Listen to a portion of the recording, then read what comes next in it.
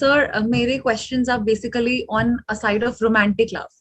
Even if I see in life, तो most of the cases, even for suicide, if you see, they are mostly of breakups. तो वो चीजें जो आपकी life में बहुत कम टाइम के लिए होती है, वो सबसे ज्यादा वैल्यूएबल बन जाती है एक टाइम पे. So everybody tells us how to love somebody, but nobody, there is no book or no method of going कि how should we really unlove people, and especially if they are in romantic love with us. What's your question regarding this? How to unlove someone? How to unlove somebody when you romantically love them. पहले समझना पड़ेगा ये जो love in relationship, ये जिसको आप specifically कह रहे हैं, what do we mean by that? वो होता क्या है एग्जैक्टली क्या है लव? एक लव है जिसके बारे में मैं बात करता हूं अपने सेशंस में. आई एम नॉट श्योर आपने वो देखे हैं नहीं देखे हैं. Have you seen some of my sessions on love? Yes sir, yes. Okay, so that's a different dimension from where I am talking about love. I am talking about love as oneness, जहां पर कोई specific person नहीं है. It's basically oneness, one with the whole, not with a specific person, but you're talking about a relationship. So these are two different things. पहले तो इसको हमको अलग अलग करना है. रिलेशनशिप को अगर आपने प्यार बोल दिया तो फंस जाएंगे, because relationship is not love. Relationship क्या है? दो इंडिविजुअल्स के बीच में एक रिलेशनशिप है. अब वो रिलेशनशिप क्या क्या हो सकती है, किस किस तरह की हो सकती है? आप स्पेसिफिकली आप पूछ रहे हैं love relationship. So I hope कि आप कह रहे हैं कि एक पर्सन है जिसके साथ में मैं एक रिलेशनशिप में हूं. That may be a committed relationship और अ मैरिज, typically जिसको हम बोलते हैं girlfriend boyfriend and all that, right? Like between same gender और opposite gender, whatever, depending upon the preferences. पहले तो यहां से लव का टैग आप हटा दो तो चीजें काफी सिंप्लीफाई हो जाएंगी. जैसे ही हमने लव का टैग लगा दिया तो चीजें कॉम्प्लिकेटेड हो जाएंगी, क्योंकि लव सुनते ही क्या आएगा माइंड में? बॉलीवुड. जैसे आज तक आपने देखा है, जो भी कुछ एक्सपीरियंस किया है, जो भी अंदर ब्रेन में भरा पड़ा है, और उस सब का लव से एक्चुअल में कोई कनेक्शन नहीं है. क्योंकि लव कोई ऐसा नहीं है कि किसी एक के साथ होता है और बाकियों के साथ नहीं होता है, because that is like possessiveness. Love होता है तो सबके साथ होता है, वरना किसी के साथ भी नहीं होता है. तो जिसको हम लव समझते हैं वो कुछ और है. जैसे कोई बोलता है आई लव चिकन, तो उनको चिकन से प्यार नहीं है, उनको चिकन के टेस्ट से प्यार है, उसके एट्रीब्यूट से प्यार है. चिकन से प्यार होगा तो वो चिकन को पाल लेंगे घर में, जैसे लोग कुत्ते बिल्ली को पालते हैं, वैसे कोई चिकन को पालेगा. तो एक समझना पड़ेगा कि हमको सामने वाले के एट्रीब्यूट से प्यार है या उससे प्यार है. क्योंकि अगर उससे प्यार है तो उसमें और मुझ में तो कोई फर्क है ही नहीं. और जब तक हम खुद को प्यार नहीं करते हैं, यानी कि हम खुद को नहीं जानते कि हम हैं कौन, क्या हम किसी से भी प्यार कर सकते हैं? It's not possible. हम डिपेंड हो सकते हैं किसी पर, किसी और को हम पोजेस कर सकते हैं, हम अपने माइंड में इमेजिनेशंस बना सकते हैं कि वो सिर्फ और सिर्फ मेरे से ही प्यार करता है या करती है, जबकि एक्चुअल में जिसको भी आप प्यार कह रहे हैं वो प्यार क्या है? बेसिकली एक अट्रैक्शन है. Attraction towards the attributes of that individual. और फिर होता क्या है, जब सामने से वो सामने वाला पर्सन भी रेसिप्रोकेट करता है या करती है, वो बोलता है कि भाई आई ऑल्सो लव यू, आपने बोला आई लव यू, उसने भी सामने से बोल दिया आई लव यू, तो फिर दिमाग में घंटी बजने लग जाती है. यानी कि क्या, कि अब हमें लगने लग जाता है कि अब तो मुझे जो चाहिए था लाइफ में वो सब कुछ मिल गया है. और फिर जब हम अलग हो जाते हैं तो फिर ऐसा लगता है कि जो भी मुझे मिला था वो सब कुछ ही चला गया है, अब मैं क्या करूं? That was just a small part of life, not life. जैसे लाइफ के और बहुत सारे एस्पेक्ट्स है, उसमें से एक छोटा सा एस्पेक्ट क्या है? Relationship. It is important but it is not everything. That needs to be understood. तो पहले हमने लव को हटाया यहां से, एक रिलेशनशिप को समझा. अब रिलेशनशिप क्या होती है? अब वो रिलेशनशिप चाहे दो लोगों के बीच में हो, चाहे एक बिजनेस रिलेशनशिप हो, दो फ्रेंड्स के बीच में हो, चाहे पेरेंट्स और उनके बच्चों के बीच में हो, रिलेशनशिप इज रिलेशनशिप. जब हम रिलेशनशिप की बात करते हैं तो वहां पर एक तरह का एक अनसेड एग्रीमेंट है बिटवीन टू पीपल इन्वॉल्व्ड, कि मुझे तुमसे ये चाहिए, तुम्हें मुझसे ये चाहिए. That must be very clear. नहीं तो हम क्या वर्ड यहां पे लगा देंगे, रिलेशनशिप इज अनकंडीशनल. अरे अनकंडीशनल लव होता है, रिलेशनशिप नहीं होती है. अगर कंडीशनल है तो वो रिलेशनशिप है. Relationship has to be conditional, it can't be unconditional. तभी वो रिलेशनशिप सस्टेन कर सकती है. जैसे वहां पर क्या होता है, respect is a very very important part of a relationship. आप कहते हो प्यार है, अब सामने वाला आपको मार रहा है, पीट रहा है, गाली दे रहा है, तो क्या तब भी प्यार है? नहीं, तब तो नहीं है। बट मान लो उसका नेचर है ऐसा ही, एग्रेसिव है, वो बचपन से ऐसे ही करता आया है, बट कुछ टाइम तक उसने अपनी पर्सनालिटी को फेक किया because he wanted to possess you. तो जब आप उसको मिल गए तब उसका असली जो चेहरा है वो सामने आ रहा है निकल करके। अब आप क्या कहोगे, अब मेरे को उससे प्यार है या नहीं है? बट अब वो तो आपको छोड़ेगा नहीं, आप उसको छोड़ना चाहते हो, वो आपको छोड़ेगा नहीं, तो क्या ये प्यार है? Love is unconditional, but relationship can't be unconditional. Relationship में प्रॉपर बाउंड्रीज डिफाइन करी जाती है एक दूसरे के लिए, कि भाई अगर हम एक कमिटेड रिलेशनशिप में हैं या हमारी मैरिज हो गई है तो आप बाहर किसी के साथ में अफेयर नहीं करोगे। तो वो क्या है, कंडीशन ही तो है। आप मेरे से तमीज से बात करोगे और मैं आपसे तमीज से बात करूंगी। आप मेरे साथ में वैसे ही बिहेव करोगे जैसे कि आप चाहते हो कि मैं आपके साथ में बिहेव करूं। ये कंडीशंस है कुछ इस रिलेशनशिप की। तो क्या आ गया, रिस्पेक्ट आ गया, ट्रस्ट आ गया, और क्या आ गया, हम बोलते नहीं है इसके बारे में, बात नहीं करते हैं, बट सेक्सुअल इंटीमेसी आ गया, which is a very very important part of a relationship. और क्या आ गया, एक दूसरे को टाइम देना आ गया। नाम के लिए हम बोल देते हैं नहीं नहीं हम तुमको प्यार करते हैं, अब मैं जो भी कुछ कर रहा हूं तुम्हारे लिए तो कर रहा हूं, साल में 12 महीने में से 10 महीने में बाहर हूं, पूरे वर्ल्ड में घूम रहा हूं, फिर रहा हूं, किस लिए? मैं तुम्हारे लिए कर रहा हूं, अपनी फैमिली के लिए कर रहा हूं, बच्चों के लिए कर रहा हूं। तो it is okay if the other person is also okay with that. अगर दोनों की प्रायोरिटी सेम है तब तो ठीक है। अगेन क्या हुआ, कंडीशंस आ गई कि वाइफ और बच्चे भी यही चाहते हैं कि अभी हमारे लिए पैसा इंपॉर्टेंट है, जाओ जहां जाना है जाओ, बस पैसा कमा करके लाओ। तो ठीक है, कोई दिक्कत नहीं है, दोनों एग्री कर गए। बट जो वाइफ है वो कह रही है अरे मेरे को पैसे से इतना मतलब नहीं है, मुझे तुम्हारा टाइम चाहिए, मुझे तुम्हारा साथ चाहिए। लेकिन वो कह रहा है कि नहीं नहीं नहीं नहीं, मेरे को ये चाहिए, मेरे को वो चाहिए। लेकिन नाम किसका दे रहा है, अपनी वाइफ का, कि मैं तुम्हारे लिए ही तो कर रहा हूं। ये कैसी रिलेशनशिप है? ये तो कॉन्ट्रैक्ट ही गलत हो गया। बिल्कुल जैसे दो पार्टनर्स हो गए एक बिजनेस में, दोनों मिल करके एक बिजनेस कर रहे हैं। एक कहता है मेरे को एथिकली करना है इस बिजनेस को, एक कहता है नहीं मेरे को एथिक्स से कोई लेना देना नहीं है, मेरे को सिर्फ प्रॉफिट से मतलब है। तो ये दोनों पार्टनर्स आपस में कितने टाइम तक चल पाएंगे? नहीं चल सकते। एक की फाउंडेशन फेयरनेस है, एक का है कि बाय हुक और by crook I must make money. तो ये दोनों साथ में नहीं रह सकते हैं। तो बाद में डिवोर्स करने से अच्छा है पहले ही अलग हो जाओ। सो ये क्वेश्चन तब उठेगा हाउ टू अनलव अ पर्सन, जब आप उस पर ठप्पा लगाओगे एक रिलेशनशिप का कि इट इज लव। जल्दी मत करो, उसको प्यार का नाम मत दो। प्यार को समझने में बहुत टाइम लगेगा, पूरी लाइफ लग जाएगी। और जब समझ आएगा कि एक्चुअल में प्यार क्या है, तो उसमें सिर्फ वो पर्सन इंक्लूड नहीं होगा, सब कुछ इंक्लूड हो जाएगा, ये पूरा यूनिवर्स इंक्लूड हो जाएगा, कुछ भी एक्सक्लूड नहीं होगा, वहां पर कोई कंडीशंस नहीं होंगी, फिर वो पर्सन आपसे अलग नहीं होगा। लेकिन हैविंग सेड दैट, जो रिलेशनशिप है that is a part of love. Social service, service to mankind और to all living beings or to this universe is also a part of love, just like a relationship is also a part of love, but it is not love. That needs to be understood. Also ये जो आपने मुझे एक बात बोली कि हम लोग समझते हैं कि this is our life, this is our whole chapter, the person is our whole chapter.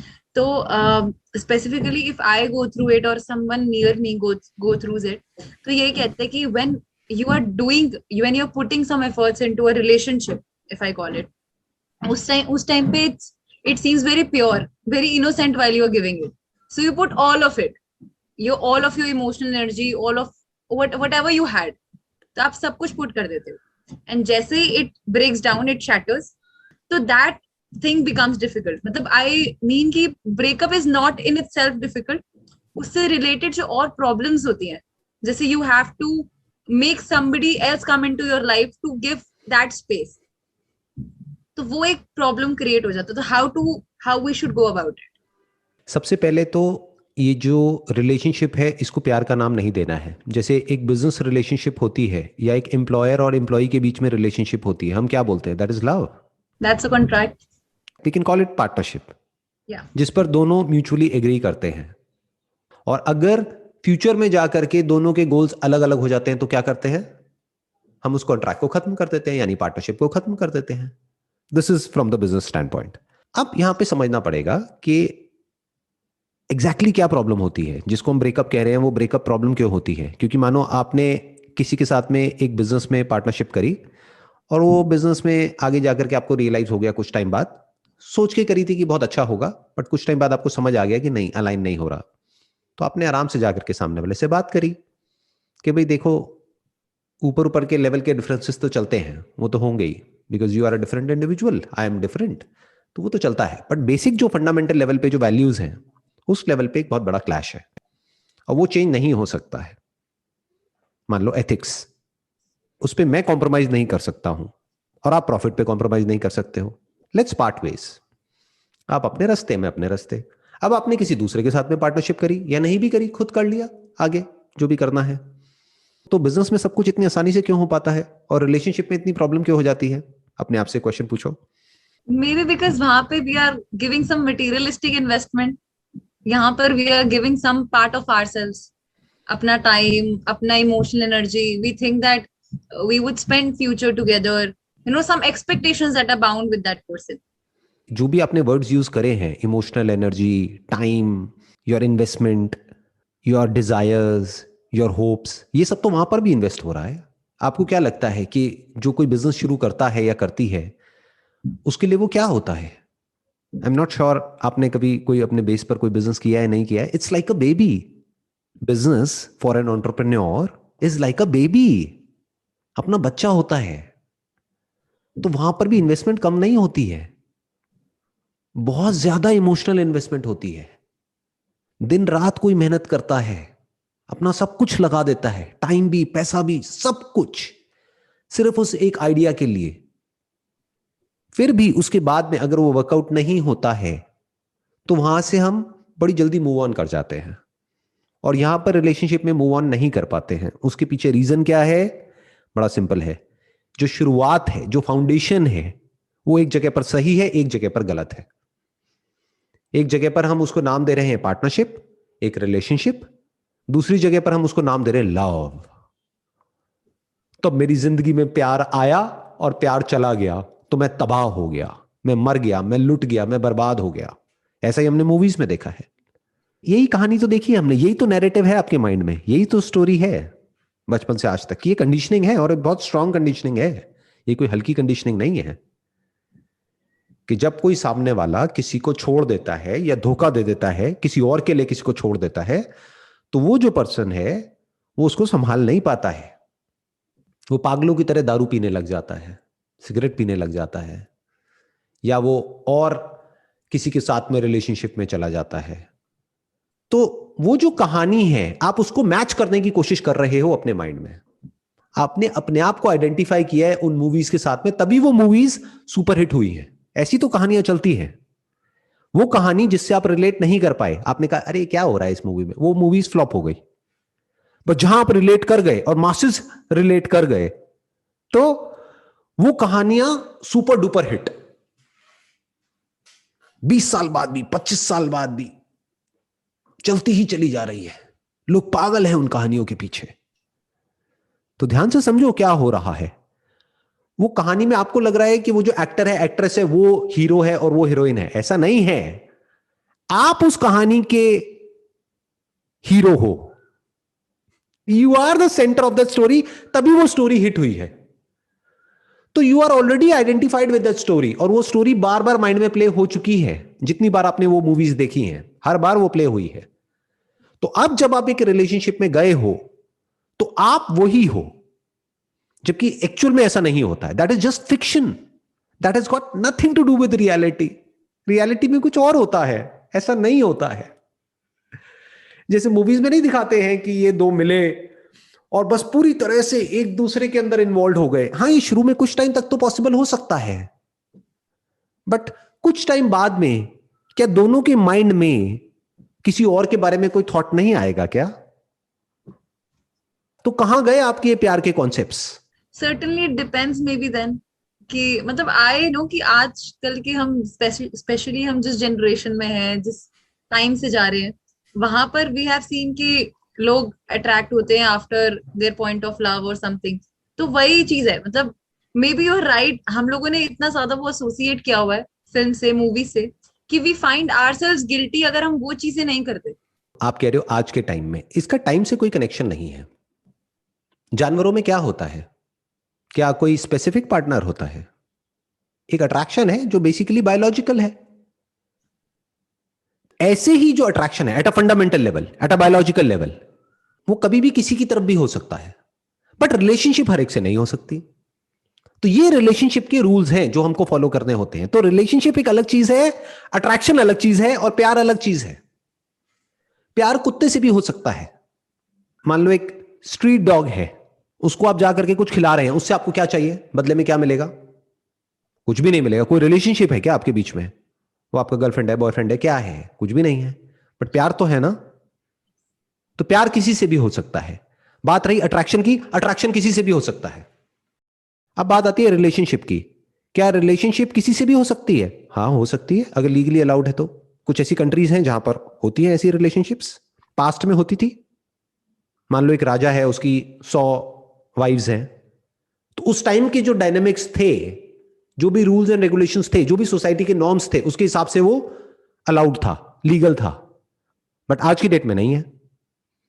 हो सकता है, लेकिन अगर वो आज के टाइम में कोई करता है तो उसके दो ऑप्शंस है, या तो उस रिलेशनशिप को खत्म करो फिर किसी के साथ में जाओ रिलेशनशिप में।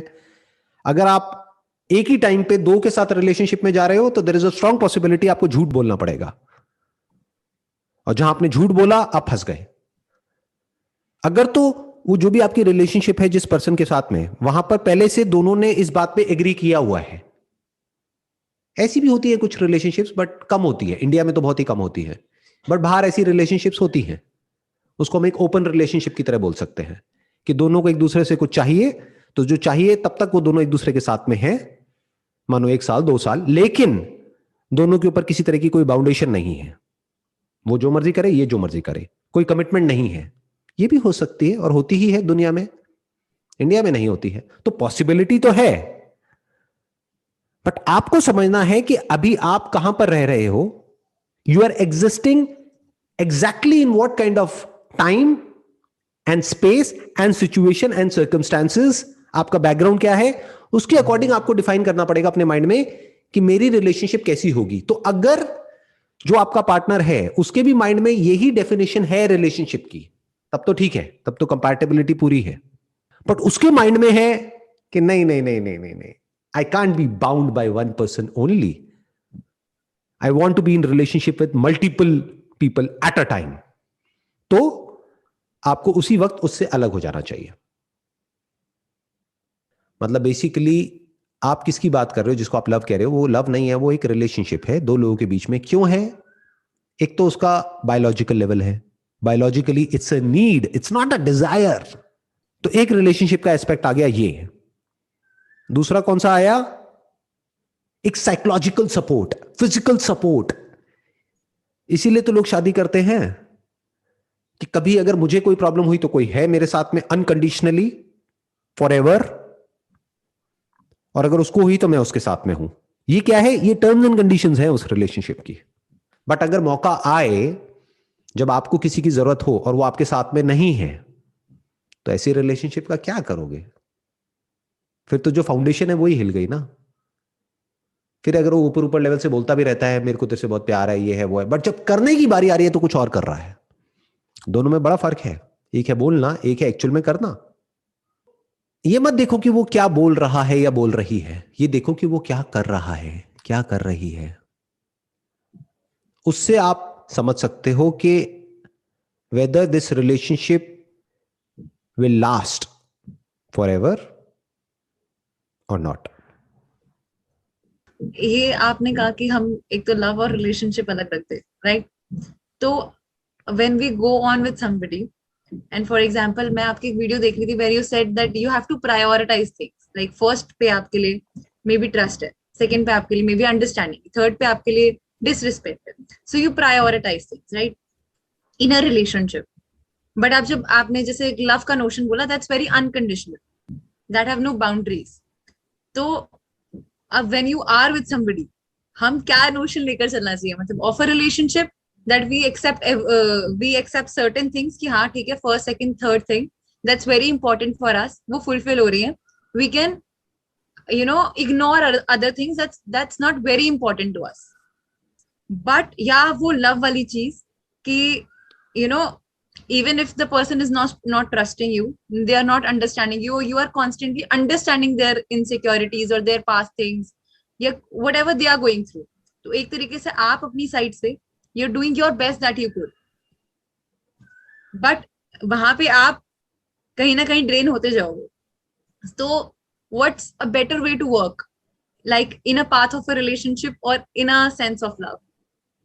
देखो ध्यान से समझो, love is at the level of your understanding, relationship is at the level of the actions that you are taking. दोनों में बड़ा फर्क है. एक है understanding of the law of gravity, एक है एक्शन. जैसे एक आदमी है वो लॉ ऑफ ग्रेविटी को समझता है, एक बच्चा है वो नहीं समझता है. इससे कोई फर्क नहीं पड़ता है कि आप समझते हो या नहीं समझते हो. अगर आप छत से कूदोगे, दोनों कूदेंगे तो दोनों नीचे ही आएंगे. ये जो लव का कॉन्सेप्ट है, सबसे पहले तो इसको अपने माइंड से बिल्कुल निकाल दो. इसको ये बोलो अपने आप को कि मुझे नहीं पता प्यार क्या है, let me find it out. और पेशेंस रखो, धीरे धीरे विद टाइम आप इसको डिस्कवर करोगे, समझोगे कि प्यार का एक्चुअल में मतलब क्या है एट द डीपेस्ट लेवल. ये जो स्टोरीज आपने सुनी होंगी, राधा और कृष्ण, शिव और शक्ति, yin and yang, positive and negative, male and female, इसका एक्चुअल में मतलब क्या है? Consciousness and universe. एक के बिना दूसरा नहीं है, दूसरे के बिना पहला नहीं है. जैसे लाइट एंड मून, मैंने कई बार एग्जांपल दिया है. बिना मून के लाइट नहीं है और बिना लाइट के मून नहीं है. तो पहले तो हो गया इस फंडामेंटल लेवल पे चीजों को समझना. मतलब बिना इस यूनिवर्स के मैं नहीं हूं और बिना मेरे ये यूनिवर्स नहीं है. ये लव है. इसमें क्या आ गया? सब कुछ आ गया. जो भी हमें दिखता है, सुनाई देता है, लिविंग है, नॉन लिविंग है, सब कुछ आ गया. ये है प्यार. अब आते हैं रिलेशनशिप पे. रिलेशनशिप में सबसे पहले तो आपको और सामने वाले को आराम से पेपर पेन ले करके लिख करके ये डिफाइन करना होगा कि उसके लिए मोस्ट इंपॉर्टेंट इस रिलेशनशिप में क्या है. What are the top 3 things और टॉप 5 थिंग्स और टॉप 10 थिंग्स. अब देखो वो मैच होता है या नहीं होता है. हो सकता है उसके लिए सबसे इंपॉर्टेंट हो, it must be an open relationship, कि मैं जब चाहूं जिसके साथ में चाहूं रिलेशनशिप में जाऊं, मैं शादी आपसे करूंगा, लेकिन मैं बाउंड नहीं होना चाहता एक के साथ में. मेरा ऐसा नेचर ही नहीं है. बट आपके लिए ये प्री कंडीशन है, सबसे इंपॉर्टेंट है. ट्रस्ट, यानी कि एक बाउंड्री कि आई कांट एक्सेप्ट इट कि आप मल्टीपल पार्टनर्स के साथ में जाओगे. I can't accept it. तो बात वहीं पे खत्म हो गई. तो 5 आपने लिखा एक पेपर पे, 5 उसने लिखा. अब देखो वो मैच होता है नहीं होता है.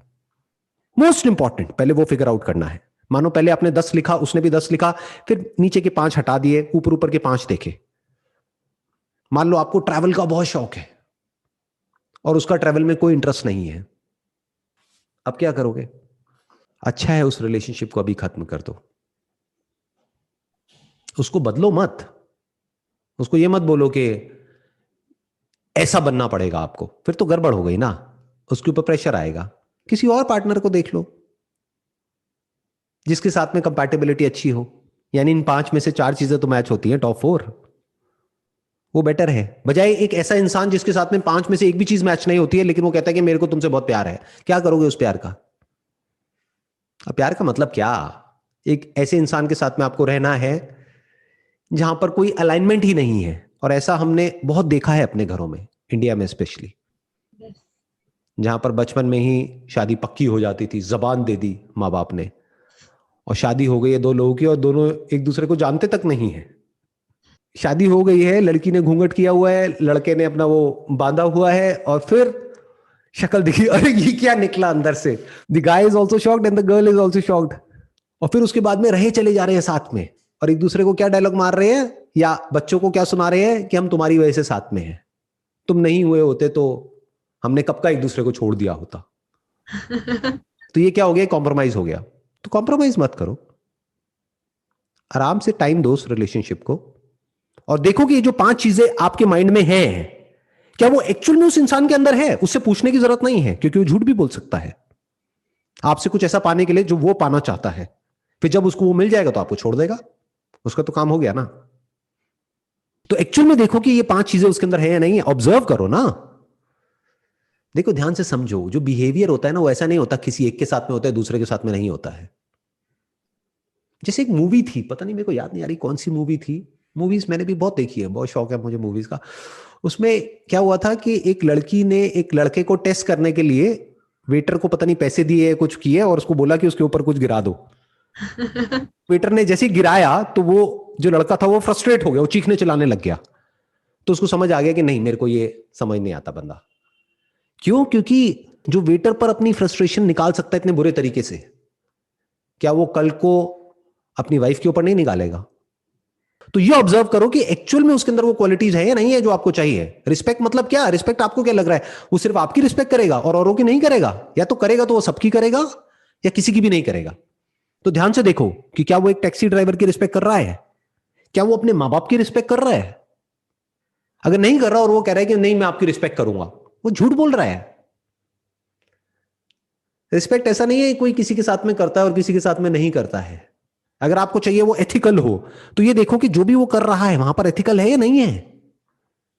जिस कंपनी में वो जॉब करता है वहां पर एथिक्स को लेकर के उसके क्या ख्याल हैं उससे पूछो। आपको मौका नहीं मिल रहा क्या अंडर द टेबल ये वो थोड़ा बहुत कुछ करके सेटिंग करके थोड़ा पैसा मिल जाए? तो इससे आपको समझ आ जाएगा कि वो बंदा ट्रस्ट करने लायक है या नहीं है। क्योंकि जो बंदा अपनी कंपनी का ट्रस्ट ब्रेक कर सकता है, क्या गारंटी है कि वो आपका ट्रस्ट ब्रेक नहीं करेगा? समझ गए? तो ऐसे स्टेप बाय स्टेप करके देखते चले जाओ तो आपको क्लियर होता चला जाएगा माइंड में कि इस पर्सन के साथ मुझे रिलेशनशिप में जाना है या नहीं जाना है। अगर हम इतना सा कर पाए ना, बहुत चीजें सॉर्ट आउट हो जाएंगी हमारी लाइफ में। तो अभी तक मैंने जो भी कुछ कहा या जो भी हमारी कॉन्वर्सेशन है, इसको अगर मेरे को सम अप करना हो एक लाइन के अंदर अंदर, तो वो क्या है कि प्यार और रिलेशनशिप ये 2 अलग अलग चीजें हैं और अट्रैक्शन एक अलग चीज है। तो इन सबको अगर हम जोड़ सकते हैं और समझ सकते हैं कि वो किस तरीके से उसमें फिट होता है, जैसे एक ब्रॉड कैटेगरी आ गई लव, उसमें एक पार्ट हो गया रिलेशनशिप, रिलेशनशिप का एक पार्ट हो गया अट्रैक्शन। ऐसे ही लव की दूसरी कैटेगरी कौन सी आ गई? वर्क। लव की तीसरी कैटेगरी कौन सी आ गई? Parents, family, friends. और अगर और ब्रॉड किया जाए तो लव की एक और कैटेगरी क्या आ गई?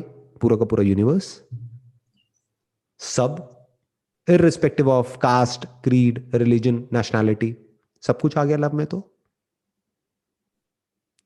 That is love and relationship is with one individual, जिसके साथ में आप रिलेशनशिप में जाकर के और ज्यादा अंदर से बेटर हो जाओ, जिसके साथ में आप रिलेशनशिप में जाकर के लाइफ में और ज्यादा अपने पोटेंशियल को डिस्कवर कर सको और आगे बढ़ सको, ये नहीं कि कैद हो जाओ।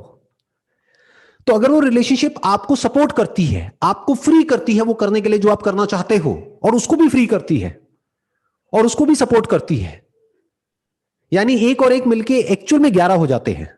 मैथमेटिकली 1 + 1 = 2, लेकिन रिलेशनशिप का मतलब क्या है कि एक और एक 11 हो गए हैं एक्चुअल में, नॉट थ्योरेटिकली बट एक्चुअली। तो कमाल हो गया है। I mean that was beautiful. मतलब आपने इतना, अभी मुझे बात करते हुए इतना हल्का लग रहा है, ये लग रहा है माइंड के कॉन्सेप्ट्स जो थे वो मैच्ड अप थे पूरे, एक के ऊपर एक अंडरलाइन थे। क्योंकि हम जब सोच रहे हैं कि ये लव है तो we are not able to get out of it. When we think कि हाँ वो एक रिलेशनशिप था, हमें उससे कैसे लाइफ में आगे मूव ऑन करना है, because we have to survive somehow. तो मतलब thank you so much, that was beautiful.